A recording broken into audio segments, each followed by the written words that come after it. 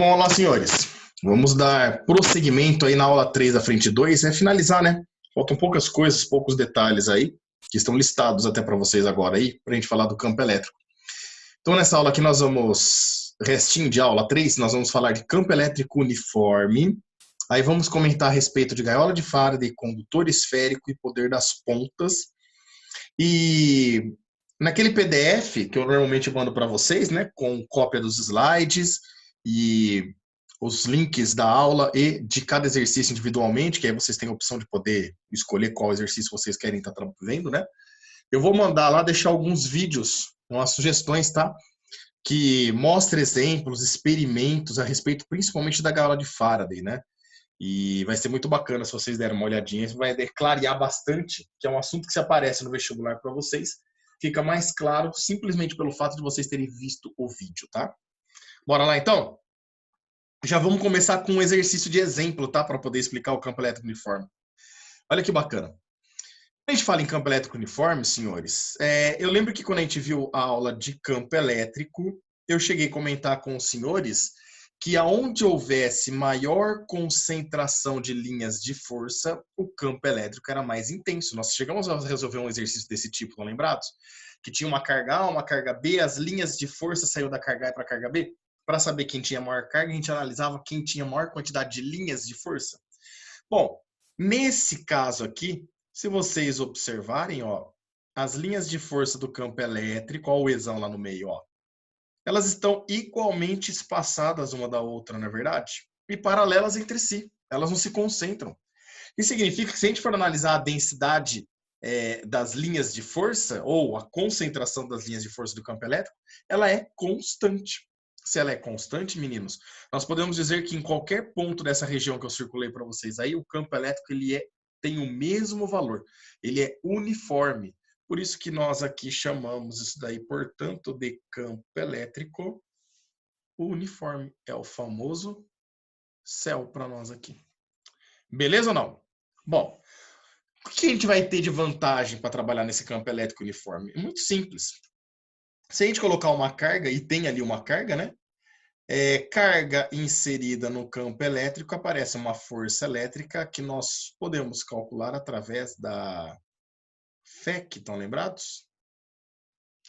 Lembra que a gente pode determinar a força que uma carga está sujeita em função do campo na região. Mas, se a carga não muda o valor da carga elétrica dela, se a carga dela for constante, se o campo elétrico na região é constante, senhores, isso garante para nós que a força elétrica também é uma força o quê?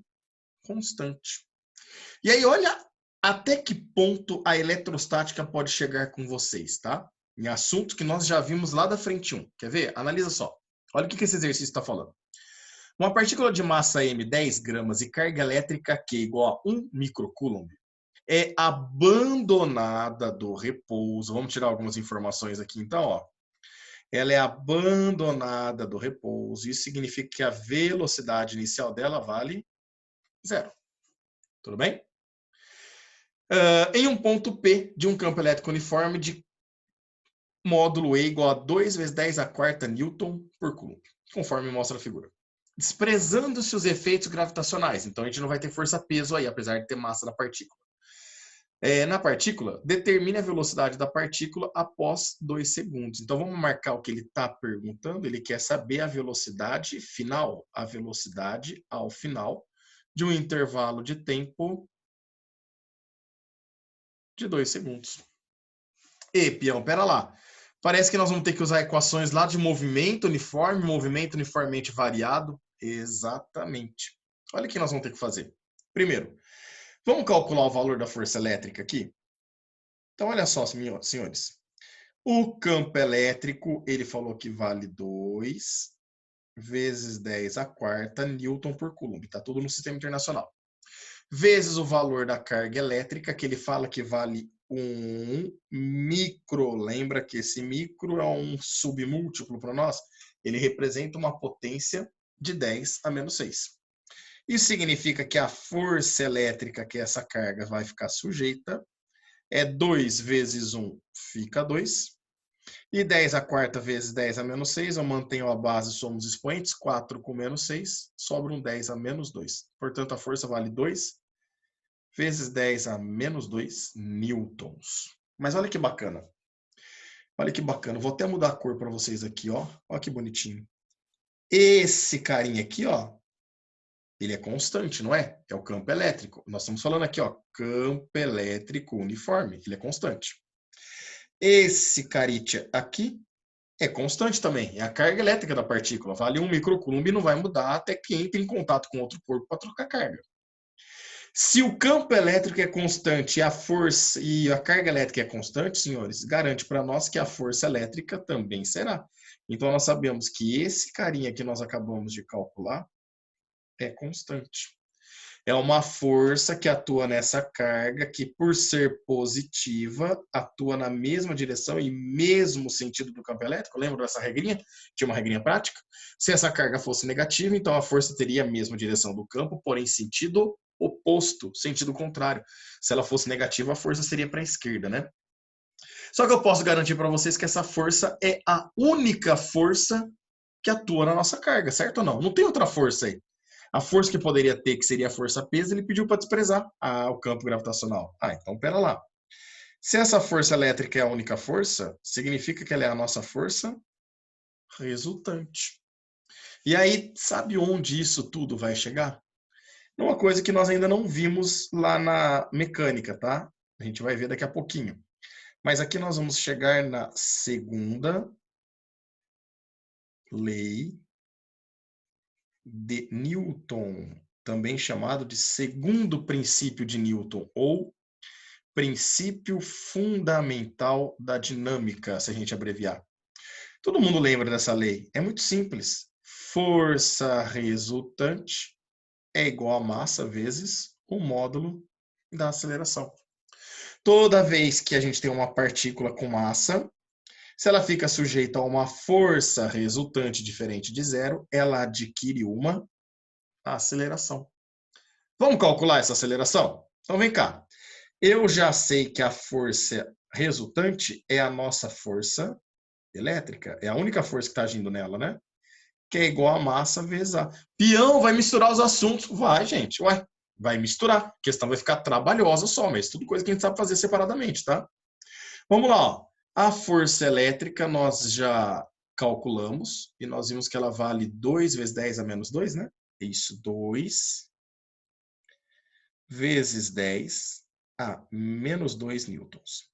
A massa da partícula ele deu. Cuidado, cuidado. A massa aqui está em grama. Eu preciso passar isso para quilogramas. Então, passar de grama para quilograma, eu pego o valor e multiplico por 10 a menos 3. Pronto, está em quilograma.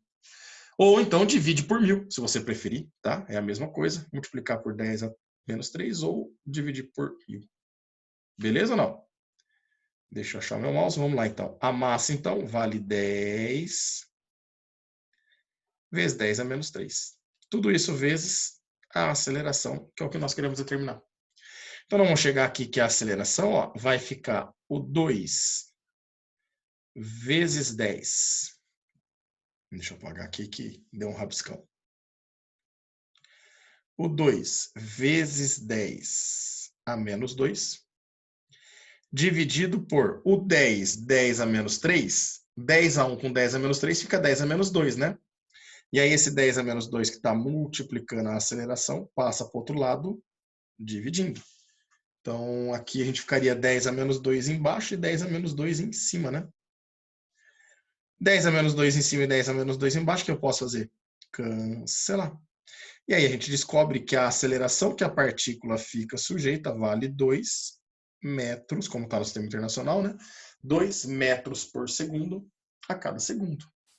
Então, aqui, ó, a nossa partícula fica sujeita a uma aceleração. E sabe o que é mais bacana? Vem cá, de novo. Vou pegar o vermelhinho de novo. Vem com o tio aqui, ó. Aliás, vem com a lousa, né? Porque com o tio não dá mais. Vem cá. Eu sei que o campo é constante, que a carga é constante, que, portanto, a força elétrica é constante. Só que a nossa força elétrica ela é a nossa força resultante. Então, de novo, eu sei que essa força resultante é constante, a massa da partícula é constante. Não vai mudar a massa dela, né? A quantidade de matéria. Se tudo aqui é constante, indica para nós que esta aceleração também é o quê, senhores? constante. Pera lá. Se a nossa aceleração é constante, nós aprendemos que essa é a principal característica do movimento uniformemente variado. Então, a gente vai trabalhar a velocidade lá em cima, que é o que ele quer que calcule, com as equações do move, não é verdade? Vamos lembrar? Torricelli, V final ao quadrado é V inicial ao quadrado, mais 2 vezes A vezes delta S. E a gente usa quando não tem o tempo. Nesse caso, eu tenho tempo. Tá aqui, marcadinho aqui em cima, no topo da lousa. Aqui, Então, vamos lá. Sorvetão. Sorvetão eu uso é delta S é igual a V0 vezes T mais A sobre 2T quadrado. E eu não uso quando eu não tenho velocidade. Eu uso, quer dizer, quando eu não tenho velocidade final. Peraí, velocidade final é o que eu quero. Ela não vai me ajudar. Uma equação que envolva velocidades, final inicial, tempo e aceleração e não tem ΔS, isso que mesmo que vocês estão pensando. É uma equaçãozinha bem simples. É a nossa famosa V voat. Ouvi vovó atrás do toco, o que vocês acharem melhor. A velocidade final é o que eu quero. A velocidade inicial ele garantiu para nós que parte do repouso, então ela vale 0. A aceleração nós calculamos aqui no cantinho aqui embaixo, nós vimos que ela vale 2 metros por segundo a cada segundo. E o tempo vale 2 segundos, que é no instante 2. Portanto, a gente chega aqui a essa velocidade final vale 4 metros por segundo. Então, meninos, campo elétrico uniforme, ele é bem simples, tá? Ele é o quê? Em qualquer ponto que você pegue ali naquela linha de força, nas linhas de força, o campo elétrico tem o mesmo valor. O problema dela é o que ela gera para nós? Olha o tanto de conta, né? O tanto de assunto que ela mistura para nós. Por quê? Se o campo é uniforme e a carga é uniforme, gera uma força sobre essa carga que também vai ser uniforme, que vai ser constante. Essa força, sendo a única força que age na partícula, determina para nós uma resultante que é constante, que pela segunda lei de Newton determina uma aceleração também constante, o que nos garante um movimento uniformemente variado. Então pode ser que vocês encontrem um ou outro exercício aí que envolva um pouquinho disso. Vai ter exercício que vai considerar assim o campo gravitacional para vocês, tá? Vai ter exercício que vai ter duas forças, e aí vocês vão ter que achar a resultante. Se elas estiverem ajudando, somando. Se elas estiverem em sentido contrário, você subtrai. Beleza? Próximo slide, então. E eu quero copiar. Não, você pausa aí e depois você copia. Tira um print. Isso daqui vai ficar com vocês, né? Bora lá. Meninos, nós vamos falar agora de condutor em equilíbrio eletrostático. Olha só que bacana. Toda vez que eu tenho um condutor em equilíbrio eletrostático, vamos ver se eu consigo desenhar aqui, Nós temos a casca desse condutor em equilíbrio eletrostático, certo? Eu quero que vocês guardem uma coisinha. Nós não vamos falar agora, nós vamos ter uma aula disso. Mas toda vez que a gente falar equilíbrio eletrostático, indica para nós potencial elétrico igual. Tudo bem? Falou em equilíbrio eletrostático, potencial elétrico igual. Belezinha? E eu tô aqui para provar que o homem dá conta de fazer duas coisas ao mesmo tempo, sim. Olha lá, consegui contornar o objeto e ainda explicar física para vocês ao mesmo tempo, hein? Fala sério, meu. Não sei se eu expliquei certo, mas vamos lá. Olha só. Toda vez que a gente tem um condutor em equilíbrio eletrostático, então eu já falei, isso daqui é falar que potencial num ponto é igual potencial no outro ponto. Eu não sei o que é potencial. Não deveria mesmo, porque eu não falei dessa aula ainda, tá? É a aula 5 aí. A gente vai chegar nela. Mas eu já vou adiantando para vocês, é importante saber isso. Nós estamos vendo aqui as linhas de força do campo elétrico. Porque essa partícula, esse condutor, ele tem cargas aqui, tá vendo as cargas distribuídas? Elas ficam sempre do lado de fora, assim, na superfície do nosso condutor. Elas tendem a ficar no ponto mais distante possível. Cargas positivas não vai dar repulsão entre elas. Elas tendem a se afastar uma das outras, né? Então o corpo ele sempre se eletriza, mantém, quando é um condutor, né? Mantém as suas cargas de maneira que elas ficam o mais próximo possível da superfície do lado externo. Isso garante uma coisa para nós, senhores. Como a carga positiva, perceba que ela está gerando um campo de afastamento, né? O campo elétrico sai dela, era aquela convenção que nós vimos na aulinha de campo elétrico. E ela sempre é perpendicular à nossa superfície aqui. Estão vendo? Estão vendo todos os vetores com um ângulo de 90 graus? Ela corta a superfície perpendicularmente. Mas olha que bacana. Nós vamos ter campo elétrico da superfície para fora. Porque dentro, senhores, se o condutor estiver em equilíbrio eletrostático, garante para nós que o campo elétrico no condutor em equilíbrio eletrostático vale 0. Olha que bacana. É errado pensar dessa forma, tá? Mas é claro para vocês entenderem. Tá vendo essa carga positiva que eu circulei aqui embaixo, ó? Ela gera um campo saindo, né? Então ela gera um campo para cima dentro do condutor. Porém, essa carga que está em cima gera um campo para baixo. De mesma intensidade, então eles se anulam. Essa outra carga aqui, com a carga de cima aqui, gera um campo para o sentido contrário que se anula. Essa daqui, com a... não é isso, tá? Mas a gente pode entender dessa forma, fica claro para guardar. Elas vão se anulando, então o campo elétrico no interior acaba sendo nulo. E isso é real. E isso gera para nós uma coisa que, se vocês têm um condutor em equilíbrio eletrostático... Pião, como é que eu faço para saber se um condutor está em equilíbrio eletrostático? É muito simples. Se você colocar a mão nele e tomar choque, tiver corrente elétrica passando, ele não está em equilíbrio eletrostático. Agora, se for um material, condutor, metal, que você coloca a mão e não vai tomar choque, aí ele está em equilíbrio eletrostático. Tudo bem?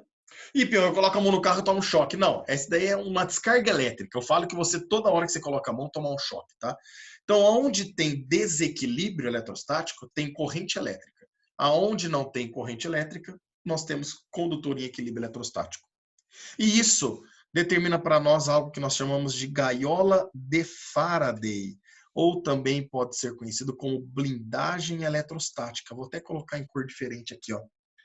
Essa gaiola de Faraday ou blindagem eletrostática garante para nós o seguinte.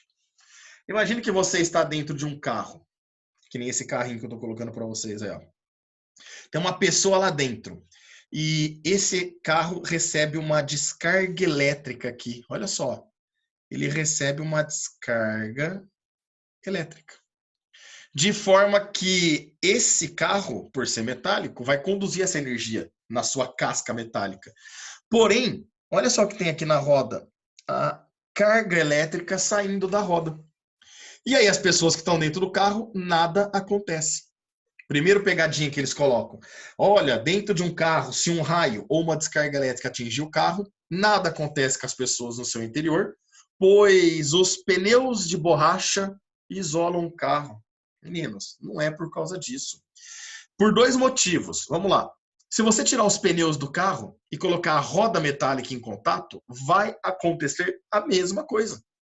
Quem está lá dentro não sofre nada, porque isso daí é um condutor metálico em equilíbrio eletrostático. E se ele está em equilíbrio eletrostático, no seu interior, o campo elétrico vale quanto?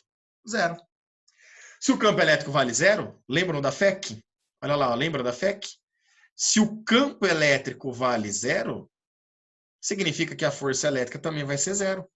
E aí todas as cargas que estão dentro do teu condutor, elas não estão sujeitas à força elétrica, não tem força para movimentá-las. Portanto, eu não tenho movimento de carga.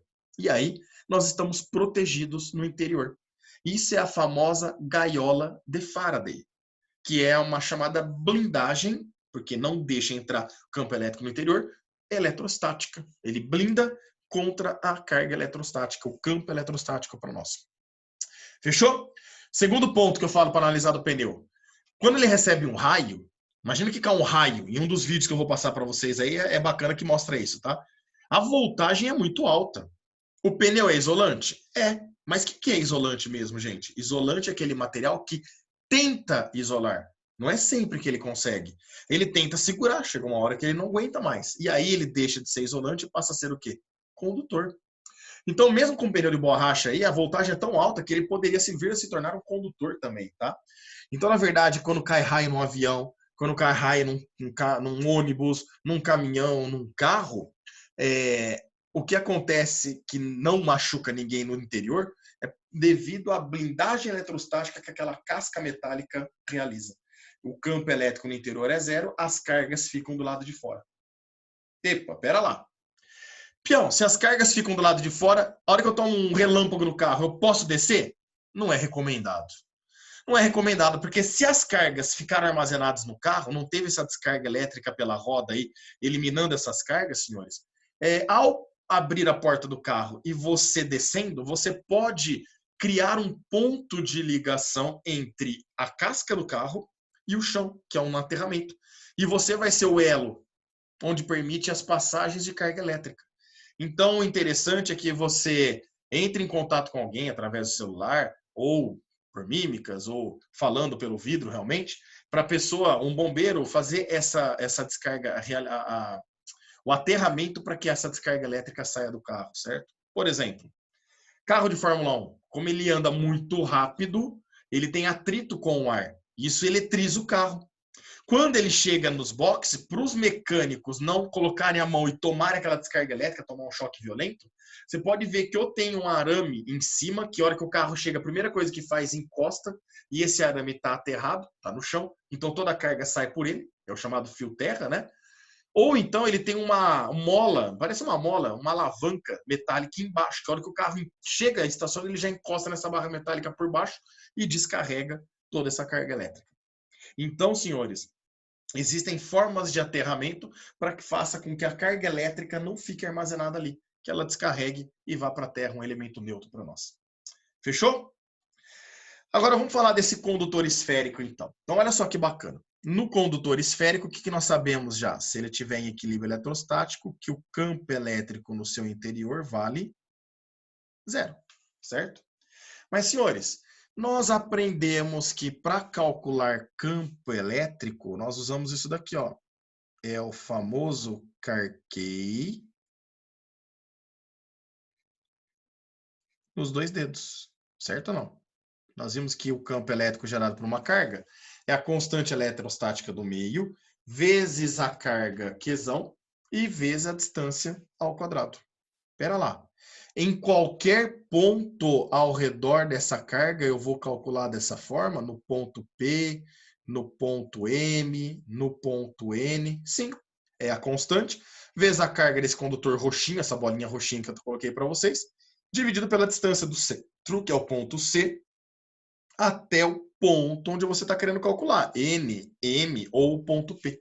Cada um vai estar uma distância, portanto, em cada um nós vamos ter um campo.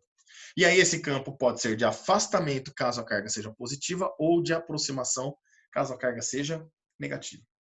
O que nós vamos ter que tomar cuidado a partir de agora é o seguinte. Perceba que esse condutor não é pontiforme, de dimensões desprezíveis. Ele é um condutor que tem dimensões consideráveis. E o cara está fornecendo o raio desse condutor para nós aqui, tá vendo? Ó? Olha o raio R aqui, ó. Então, olha só. Eu vou marcar 3 pontinhos para vocês. Olha aqui, Coutinho. Pontinho vermelho. Eu vou chamar de 1. Tudo bem? Pontinho verde. Não, vou pegar pontinho amarelo aqui. Tá vendo? Pontinho amarelo dentro da esfera. Vou chamar de 2. E o pontinho verde, que vai ser um ponto médio entre o ponto 1 e o ponto 2, e que eu vou chamar de ponto 3. Então, se é ponto médio, não deveria ser 1,5? Eu não estou falando que 1, 2 e 3 são as medidas, tá? Estou dando um nome apenas. Poderia ser A, B e C, né? Eu chamei por 1, 2 e 3. O que eu vou considerar? Ponto 1. Olha só. É um ponto bem próximo da superfície. Bem próximo da superfície, porém, está do lado de fora. Como é que eu faria para calcular o campo elétrico, senhores? Nesse ponto 1. Bom, a formulinha está lá embaixo, né? É K, o módulo de Qzão, dividido pela distância do centro da carga até o ponto 1. Essa distância ao quadrado. Mas como esse ponto 1 é um ponto bem próximo da superfície para nós, vocês concordam que a distância seria praticamente o raio, senhores? Olha aqui, ó. A distância do centro até a superfície é praticamente o raio. Então, eu posso trocar aqui, ó, de d quadrado por r quadrado. Ou seja, não tem necessidade de vocês guardarem essa equaçãozinha, né? A gente já sabe que é pegar a distância, que coincide com o seu raio, e colocar lá. Essa equação, se você quiser guardar, tem uma falinha também. É o Carquet no rabo ao quadrado agora. Mas não tem necessidade, tá? Mas entenderam por que entra o raio ali? Porque esse ponto 1 aqui, ó, ele é tão próximo da superfície do lado de fora, mas tão próximo, que se o raio tem 1 centímetro, ele tem 1,0001 centímetro. Ou seja, aproximando é praticamente o raio. Campo elétrico no ponto 2. O que é o ponto 2? O ponto 2 é um ponto bem próximo da superfície. Nossa, ficou ruim enxergar essa cor, né? Prometo que não escrevo mais com ela. Ponto bem próximo da superfície, só que é um ponto interno, bem próximo da superfície, por dentro do nosso condutor. E nós já falamos que se o condutor está em equilíbrio eletrostático, eu vou falar que o campo elétrico no interior dele vale quanto? Vale zero. Então, o campo E2, nós sabemos que vale zero. Tudo isso, senhores, para a gente poder guardar uma forma de pensar no campo elétrico na superfície. Vem com o tio. 3. É um ponto, não é bem próximo da superfície, ele é na superfície. Ele está exatamente sobre a superfície, o ponto 3. Meninos, eu falei que o ponto 3 é um ponto médio entre 1 e 2, não é? Isso significa que para nós calcularmos o campo elétrico na superfície, que é o ponto 3, eu posso fazer uma média aritmética do campo gerado pelo ponto 1, que seria um ponto próximo à superfície, mas externo a essa superfície, e de um ponto que também é próximo da superfície, só que internamente, que seria o campo elétrico no ponto 2. Olha lá, E2. Média aritmética é somar e dividir pelo número de termos que nós temos aí, né? No caso, como eu tenho 2 termos, nós vamos dividir por 2. Então, vou repetir, ó. O campo elétrico no ponto 3, eu vou fazer pela média aritmética. Vou pegar o campo no ponto 1, mais o campo no ponto 2 e dividir por 2. E faço uma média aritmética. Não é exatamente desse jeito, tá? Mas a gente consegue entender dessa forma, compreender e guardar. E olha que bacana. O E1 é o Kzão sobre raio ao quadrado. O E2 é zero. Então, Kzão R quadrado mais zero dá o próprio Kzão R quadrado. Só que tudo isso dividido por 2. Então, dividir por 2 é a mesma coisa que multiplicar por meio. A gente chega que o campo na superfície é calculado dessa forma. Ó. É metade... Opa, coloquei errado ali. É metade do campo elétrico E1, que nesse caso, metade de K vezes o módulo de Qzão dividido pelo R quadrado. Então, meninos, eu diria que o mais importante para vocês aqui, de verdade, tá? O mais importante para vocês é o 2. É entender que lá é zero. Dificilmente aparece o 3, dificilmente aparece o 1 para vocês. O que vai aparecer para vocês continuarem trabalhando essa relação que nós já vimos, tá? E lembrar que se o condutor está em equilíbrio eletrostático, nós vamos ter o campo no seu interior valendo zero. Ok? O gráfico para nós fica dessa maneira, então, ó. Gráfico do campo em função da distância, olha lá. Como elas são grandezas inversamente proporcionais, do tipo, se eu aumento a distância, o campo elétrico diminui. Gráfico de grandeza inversamente proporcional é uma hipérbole. O que é uma hipérbole? Ela é uma curva que parece uma parábola para nós, só que ela não é uma parábola. Ela só não encosta no eixo X e não encosta no eixo Y para nós. Quando eu chego na... Isso daqui, ó, tá representando essa linha pontilhada, ó, a superfície. Então, vou repetir aqui, ó. Tá vendo essa linha pontilhada aqui, ó? É a superfície do condutor. E essa linha pontilhada é o centro do condutor. Então, perceba que eles estão colocando o gráfico em função do tamanho do nosso condutor, ó. Essa distância é do centro até a superfície. Meninos, percebam que na superfície o campo elétrico não vale E, é bolinha vazia. Na superfície, onde está a bolinha cheia aqui, ó, o campo ele vale metade do campo próximo à superfície, que é meio de Kzão R quadrado. E se vocês observarem, no interior, depois que ele entra, adentra esse condutor, aí o campo elétrico está aqui, ó, ele fica valendo zero para nós. Belezinha? E última coisa para nós é a famosa... o poder das pontas, tá? Olha só, eu tenho um condutor, esse condutor está em equilíbrio eletrostático para nós, portanto, no interior dele, o campo elétrico vale zero. E as cargas se distribuem na parte externa, certo? E eu quero que vocês observem uma coisa, ó. Eu vou pegar aqui para vocês duas figuras apenas, tá? Eu quero que vocês falem para mim, falem não, né? Mas observem o seguinte. Em qual trecho, eu estou pegando a mesma esfera, hein? Eu vou até dar um Ctrl+C, Ctrl+V nessa daqui. Olha só. Em qual esfera, olhando no interior dela, tem maior concentração de cargas? Quantas cargas tem dentro desse círculo, dessa circunferência? Ó, duas e um pouquinho da terceira. E a mesma circunferência, deu um Ctrl+C, Ctrl+V aqui, ó. Quantas cargas tem dentro dessa daqui, ó? 1, 2, 3, 4, 5, 6, 7, 8. Olha só. Esse é o famoso poder das pontas. Aqui, como eu tenho nessa região pouca carga, eu gero um campo elétrico pequeno. Nessa daqui, como eu tenho muita carga concentrada, eu gero um campo elétrico maior, mais intenso. E dessa forma, pela FEC, o campo elétrico mais intenso aqui na ponta do nosso condutor gera uma força maior também nas cargas que estão ao redor desse condutor. E dessa forma, a descarga elétrica ela ocorre mais facilmente na ponta do que na parte arredondada. Por isso, senhores, que quando você pega um para-raio, o para-raio é assim, ó.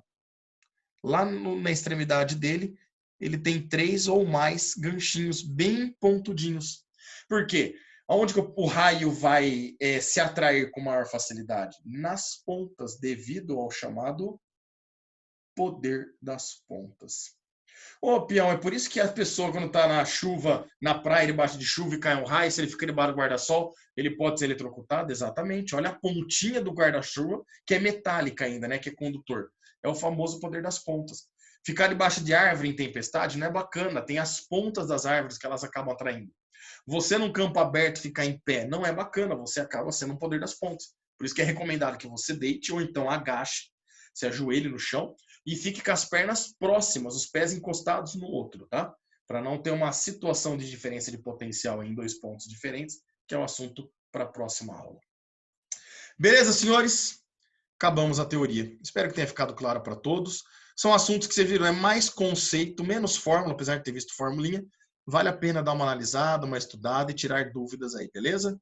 Um grande abraço a todos.